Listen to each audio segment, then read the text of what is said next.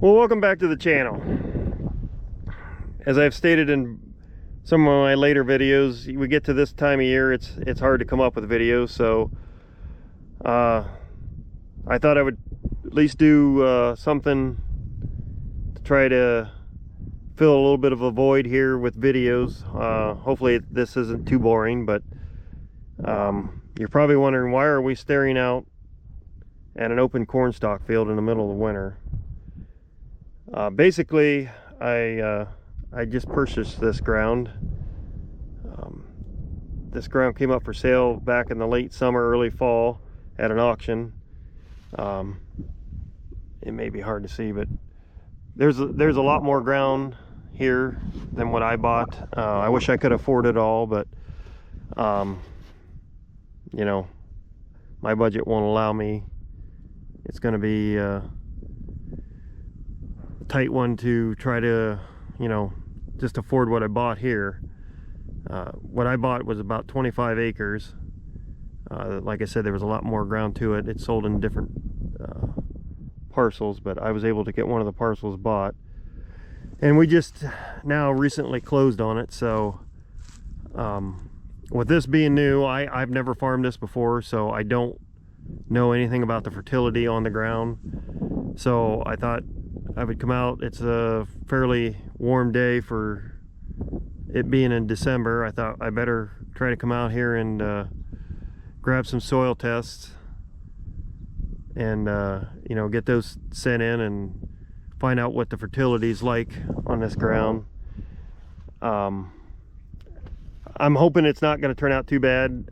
Like I said, I haven't farmed this ground, but this piece is not very far from where I live, about a mile up the road. And you know, over the years I've driving by, you kind of see what they've been doing to the ground, and it looked to me like they were somewhat trying to keep up with it. I saw fertilizer being applied and lime being applied, so at least they were doing something. But we're going to find out, obviously, once we get the soil test back, just where we're at on that. Obviously, I'm hoping we won't have to do a whole lot to it, but you never know. So, like I said, I'm going to pull some soil tests here, but maybe as I drive around, I'll point some things out. It may be hard to see with it being far away, but there is a tree line right there that it's basically a ditch, a drainage ditch, and I want to try to get that all cleared out, get all them trees cleared out of there. But when we get over that way, I'll maybe point that out a little bit more. But anyhow, let's go ahead and see if we can't get some soil pulled out of the ground.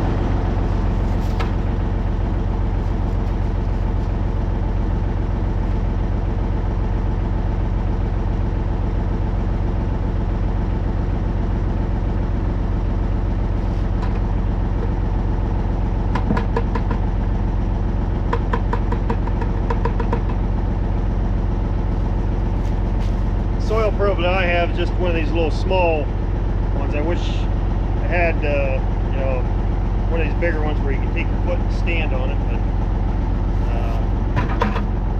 yeah, the one I got is just this little handheld one that's a couple feet long. But who knows how old this is? This thing's probably as old as I am, but still does the job.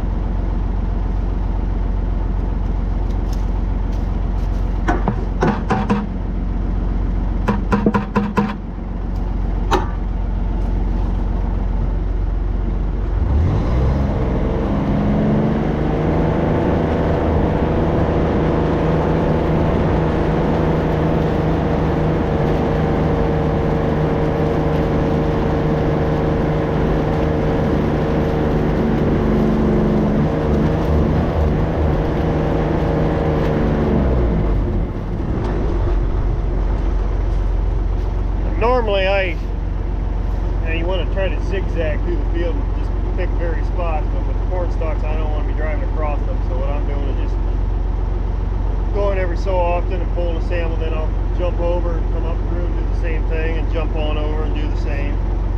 Basically the same concept.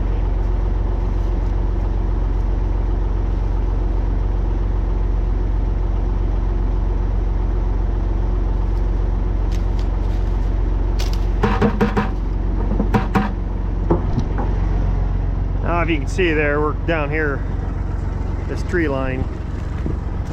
I keep calling it tree line, but that's a ditch in there to help with the drainage.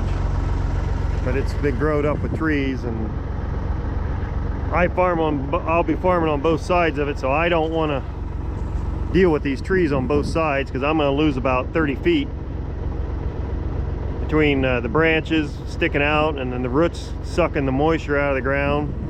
So I'm going to be probably losing 30 feet on each side of that ditch, and I don't want that to happen. So the game plan is to try to get all them trees cleared out, hopefully this winter. But that's the game plan as of right now. So anyhow, I'll bring you back when as we're moving along here.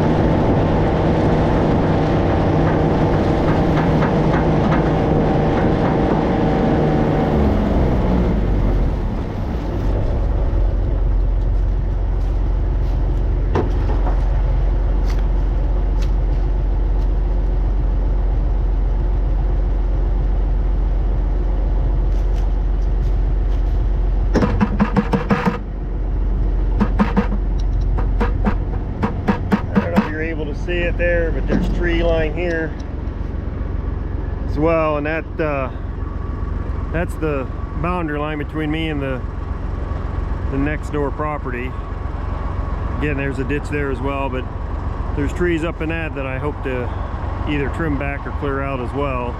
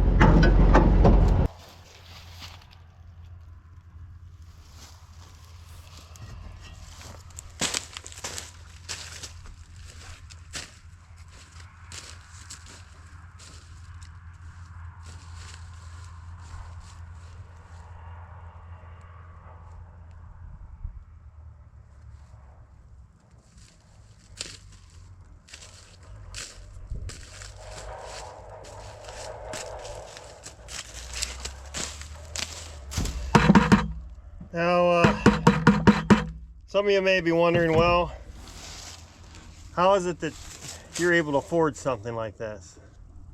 And that's always the age-old question. You know, how can you afford something this expensive? And I wish I could give you the, you know, a straight answer like, oh, it's no problem. I won't have any trouble at all. But, you know, basically it's, you know, it's just a big gamble like everything else with farming. You know, I'm just hoping that this ground's going to be decent for me. I won't have a lot of issues, have decent yields. You know, got to hope that the grain prices get better, hope that the interest rates get lower. You know, obviously I'm going to be making payments on this ground for quite some time. And, you know, I can't sit here and tell you 100% that, you know, that I won't have any trouble affording this ground, but, you know, there's a couple things that seem to be a large trend in farming, and number one is the farm ground, as far as the cost per acre, has done nothing but go up since I can remember as a little kid. I have never once seen it go backwards. I mean, when I was young, ground was going for $1,000 an acre, and back then that was a lot. But today's world, $1,000 an acre, I think anybody would give that. But it just always seems to be going up, you know. In the next couple years, this ground here could be worth another $5,000 an acre, because that seems to be what the trend is. So, you know, it's kind of one of the things, do you get in now or do you get in later? Like I said, it's a big risk.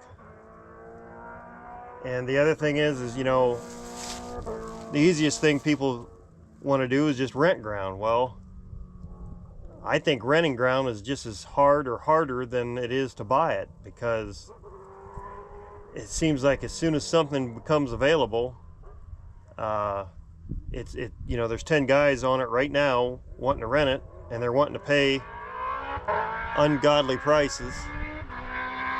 Sorry, somebody's going by on a motorcycle. I'm sure that's all you can hear right now, but anyways, as I was saying,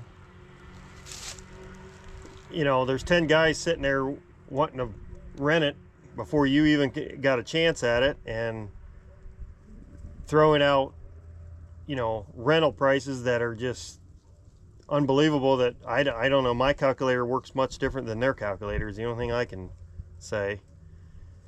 And the other thing is, you just never know whether you're going to have it from year to year. So it's hard for you to plan and do a good job at taking care of that ground, because you don't know if you're going to have it next year. And a lot of this stuff you got to do is, you know, future planning, you know, with fertility and stuff. I mean, putting lime down. Lime is something in my eyes lasts 4 or 5 years. So, you know, are you going to put lime down and hope that you have it the next 5 years, when there's a chance that next year it could be gone? So yeah, I mean, I'd love to rent ground, but those that, you know, that farm, you probably know as well as I do that it's hard to come by, just as it is hard to buy land. But so I know that doesn't answer maybe the question. I like I said, I wish I could give you a straight answer, but yeah, I'm gonna have to make some financial decisions on how I do things going forward to make sure that I can, you know, make payments on this ground and things like that. But in the end, like I said, it's just a huge gamble, and you know, this ground would probably be worth $5,000 more an acre in the next 3 to 5 years, maybe even more. I mean, sometimes it's unbelievable how much land can jump. But anyhow, I know I've ranted on there, but hopefully this video wasn't too boring. But again, like I said, it's hard to come up with videos this time of year. I don't have a shop, so it's hard for me to work on things, and so I just thought any little opportunity I can do a little bit of filming, I would do. Some of you may think, well, that's kind of boring just sitting there taking soil samples, but it's the only thing I got right now, so I apologize. But anyways, with that, I'm going to let you guys go. I got a couple more probes to do here in this field, and I'll be done. Now I'm going to get them sent in here, and we'll go from there. So thanks for watching.